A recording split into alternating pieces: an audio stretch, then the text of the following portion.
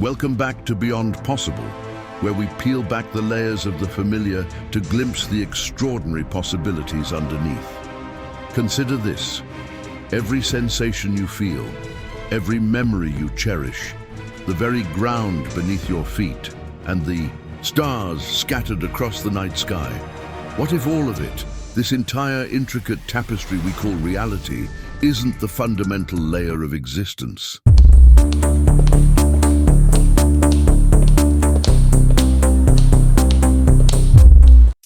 What if we are living inside an incredibly sophisticated computer simulation, crafted by beings far more advanced than ourselves? This isn't just a modern sci-fi trope. It's an idea with deep philosophical roots stretching back to Plato's cave and Descartes' evil demon, now given a startlingly plausible technological twist. Are we truly experiencing base reality, or are we merely characters in someone else's elaborate program, unaware participants in a cosmic digital theater? The question itself sends ripples through our understanding of everything. The modern articulation of this unsettling idea is often called the simulation hypothesis, famously explored by philosopher Nick Bostrom. He doesn't claim we are in a simulation, but presents a compelling trilemma. Either civilizations like ours almost always go extinct before developing simulation technology, or advanced civilizations lose interest in creating ancestor simulations, or we are almost certainly living in one right now. Think of it like the most advanced video game imaginable, where the non-player characters, us perhaps, have developed genuine consciousness, unaware of the underlying code or the players outside. Our universe, with its seemingly consistent laws of physics, could simply be the operating system parameters. We perceive this reality as fundamental only because we have no access, no window to the potential base reality where the simulators might reside, running countless worlds like ours. Could there be subtle clues embedded within the very fabric of our cosmos, hints left by the programmers, intentionally or not? Some physicists ponder the strange granularity of reality at its smallest scales. Max Planck discovered that energy comes in discrete packets, or quanta. Space and time themselves might not be smooth and continuous, but pixelated at the incredibly tiny Planck length, like the dots composing an image on a screen. Are the fundamental constants of nature, the speed of light, the gravitational constant, truly fundamental, or are they merely parameters, finely tuned variables set within the simulation's code? The universe operates on seemingly elegant mathematical laws. Could this underlying mathematical structure be the code itself? These are tantalizing speculations, interpretations rather than proof, but they fuel the intriguing possibility that our reality has an underlying architecture.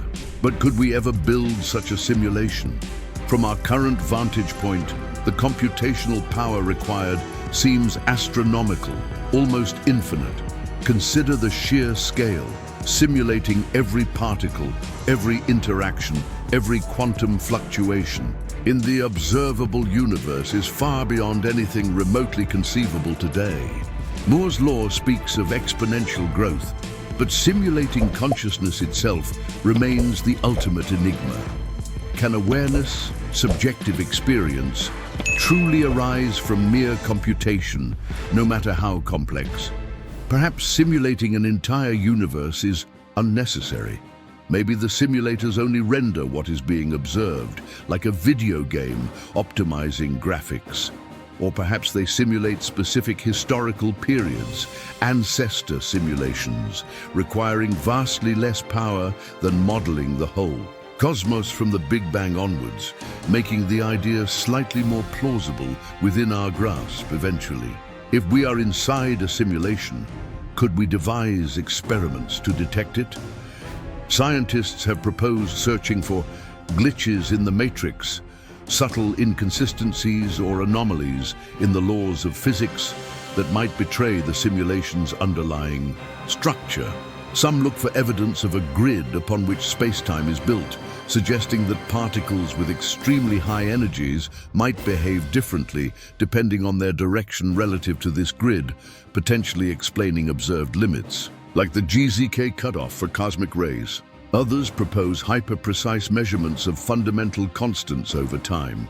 Are they really constant, or do they subtly shift, perhaps due to software updates or computational limitations? The challenge, of course, is immense. The simulation could be flawlessly designed, or the necessary tests might require technology far beyond our current reach, leaving us searching in the digital dark. The philosophical tremors caused by this hypothesis are profound. If our reality is simulated, what does it mean for something to be real? Are your feelings, your achievements, your relationships any less significant simply because they exist within a computational framework? Consider Plato's prisoners mistaking shadows for reality. Are we doing the same? Perhaps reality is simply the most consistent level of experience we have access to. Does it diminish the value of love, courage, or discovery if they are emergent? Properties of complex code, the very nature of consciousness, is called into question. Can genuine self-awareness truly be programmed? Or is there something fundamentally non-computable about the human mind, offering a potential escape clause from the simulation argument itself? This line of questioning inevitably leads us to an existential crossroads, forcing us to consider the simulators themselves. What could be their purpose in running this vast, complex simulation encompassing potentially billions of conscious lives? Is it a scientific experiment seeking to understand the emergence of life and intelligence? Is it merely entertainment for beings of unimaginable power? Are we an ancestor simulation designed by our own descendants to study their past? Or could the purpose be more unsettling? A digital prison, a training ground, or something utterly alien to our comprehension? And who are these creators? Are they benevolent, indifferent, or potentially even hostile? Does their existence imply a form of digital divinity? Or are they just beings like us, only further along the technological timeline? Imagine the day definitive proof arrives, an undeniable signal, a demonstrable glitch, a message from the programmers. The societal impact would be earth-shattering. Would it trigger mass panic, widespread denial, or perhaps a strange sense of collective awe and wonder? Established religions would face an unprecedented crisis, forced to reconcile their doctrines with this new cosmic context. Governments might scramble to classify the information or attempt to communicate with the simulators. Science itself would be revolutionized, shifting focus to understanding the simulation's parameters and the nature of the reality outside.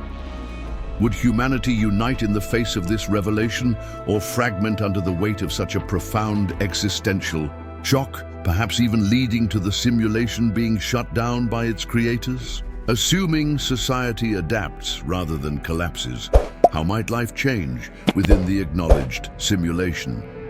Would a new field of simulation hacking emerge, attempting to manipulate the code, gain advantages, or even break free? Would we dedicate immense resources to signaling the simulators, pleading for intervention, or simply acknowledging their existence? Alternatively, perhaps acceptance would lead to a different kind of enlightenment.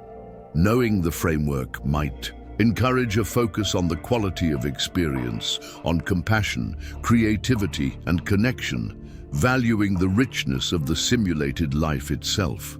Our choices, our struggles, our joys might still hold profound meaning for us, regardless of the underlying substrate. We might find purpose not outside the simulation, but deep within its intricate programmed beauty. Ultimately, the simulation hypothesis remains just that. A hypothesis, a captivating thought experiment pushing the boundaries of physics, philosophy, and technology. Whether we are living in base reality or a complex simulation, the fundamental questions remain. We still strive to understand our universe, to find meaning in our existence, and to connect with one another. Perhaps the very act of asking these profound questions, of exploring the limits of our knowledge and imagination, is what truly defines our reality, simulated or not. The search for answers, the journey of discovery itself, might be the most authentic experience we can have, regardless of whether the stars above are distant suns or just very convincing pixels in a cosmic display. Perhaps the most profound shift, if we confirmed our simulated existence, wouldn't be outward, but inward. It might fundamentally change our relationship with suffering and mortality. If life is a simulation, does death truly mean oblivion, or is it merely logging off, perhaps even leading to a reboot or transfer to another simulation? Could knowing the rules, the code, allow us to find peace within the system's constraints? It forces a radical re-evaluation of what gives life value. Is it permanence, or the intensity and authenticity of the experience itself, the connections forged, the beauty perceived, even if generated by unseen algorithms? This knowledge could be the ultimate liberator or the ultimate cage, depending entirely on perspective.